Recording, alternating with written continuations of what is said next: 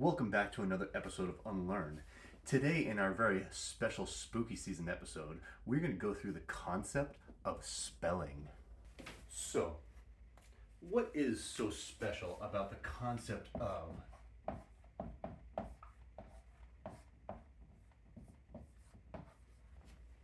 spelling? Well, let me tell you. Spelling is the act of manifesting ideas, concepts, or intentions into reality, treating spoken or written words as energetic vibrations that shape existence rather than just symbols for communication.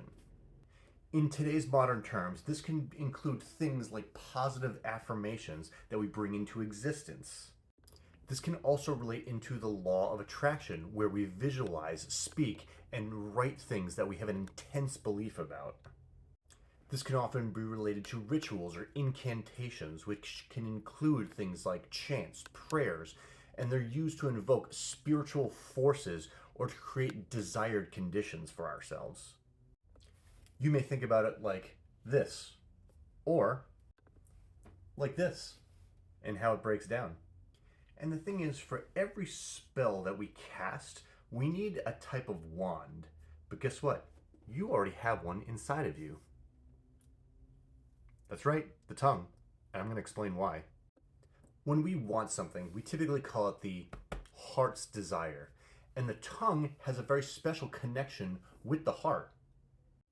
The 10th cranial nerve, seen right here, called the vagus nerve, actually has innervation to one specific muscle that actually moves the tongue in the back part during swallowing, and it's called the paladoglossus muscle. The vagus nerve helps with the coordination between the heart frequency and the tongue movements, especially when you swallow. And what becomes very specifically important is the lingual artery right here, because it's a branch of the external carotid artery, which actually helps supply blood to the tongue.